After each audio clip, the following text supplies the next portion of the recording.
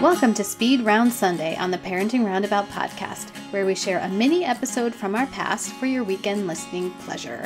We'll be back tomorrow with a brand new episode. Our speed round topic today is whether and when your kids started making their own meals, like especially for breakfast and lunch. Do you still make breakfast and lunch for them? Do they do it independently? Do they do it independently sometimes? I was noticing over the summer when my husband was home that my son was completely capable of making his own breakfast and lunch. But now that my husband is back at work and I am the one sort of responsible for making sure he eats, suddenly he needs help.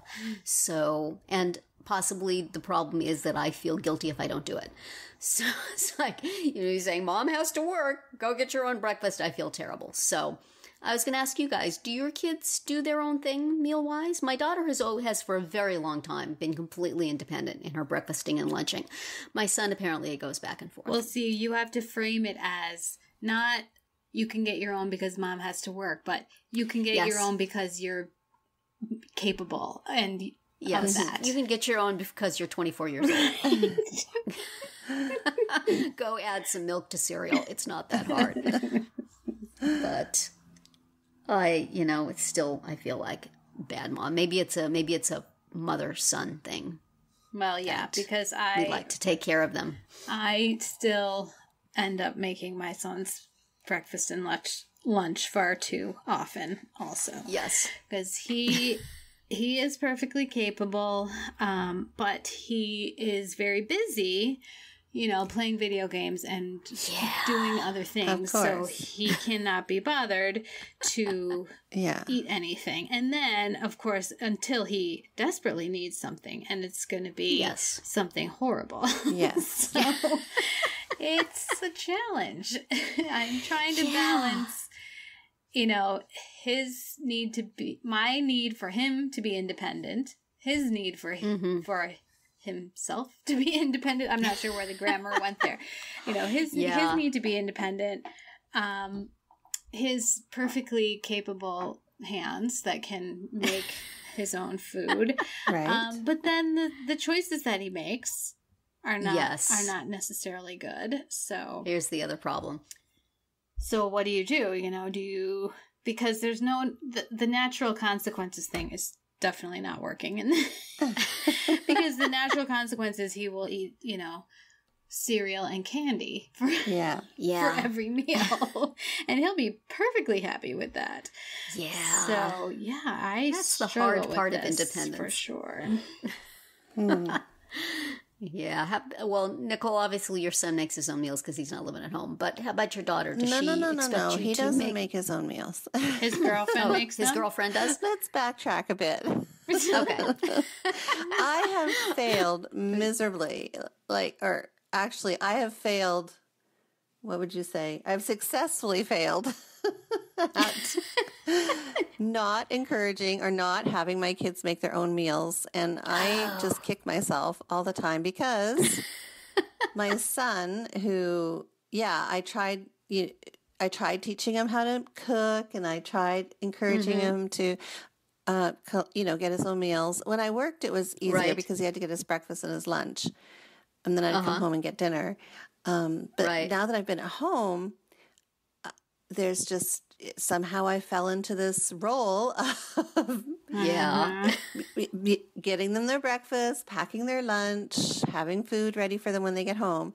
So my son went from that. And so then in grade 12, I'm like, that's it. You are no longer, I'm no longer making your lunches for you. You're in charge. And then, of course, even though I've got all the healthy stuff in the fridge, he doesn't take anything and he ends up getting just junk food throughout the day. So natural consequences didn't work. And then he moved out and I thought, okay, now's the time he's going to finally learn to cook for himself. But no, he lived in a frat house where cooking just did not exist because you couldn't even find the kitchen sink or the kitchen counter or the stove for that matter. And then from there, he started dating a lovely, lovely girl who loves to cook. So now she's cooking and he's eating what she cooks for him. And I just keep telling her, you are spoiling him. You don't realize. And then does she say, pot calling the kettle black here, lady, or what? No, she goes, I like to do it. It's it's my favorite thing.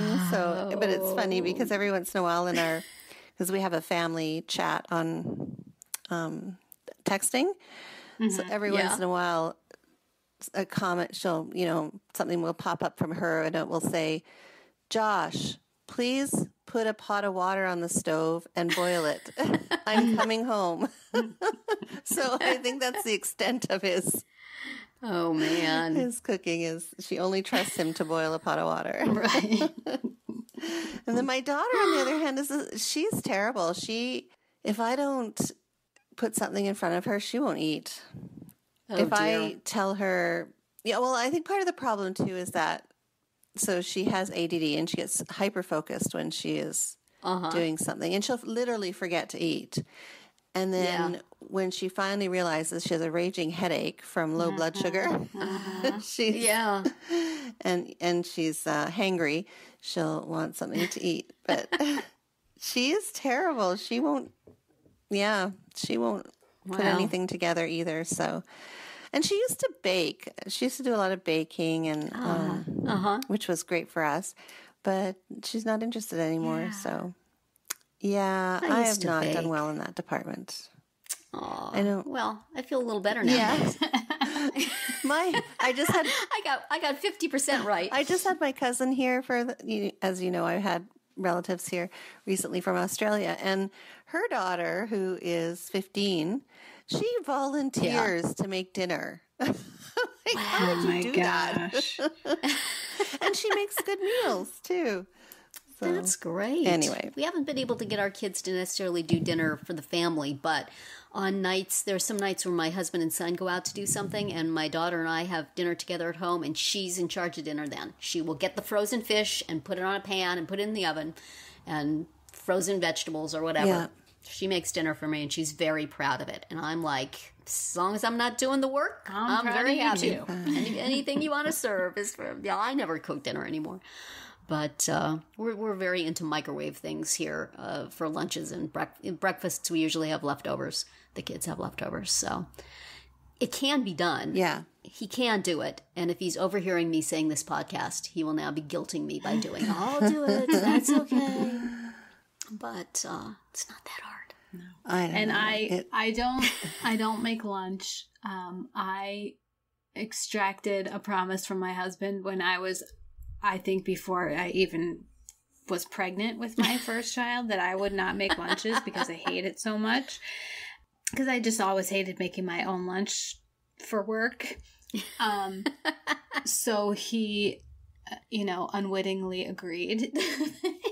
Not unwittingly. He just, he agreed, not really realizing the magnitude of what he agreed to. So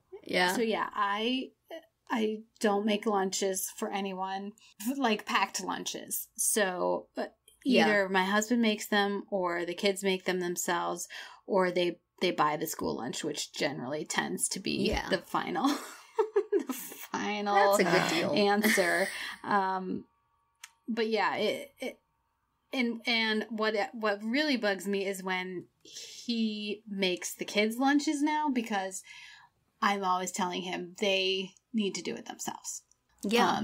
Don't do that for them. Don't do that for them. But it doesn't really work because then they just don't do it. They just buy. I should just not put money in their account. There you go. Starve. But I can't let them starve. Oh, Yeah. We are conflicted.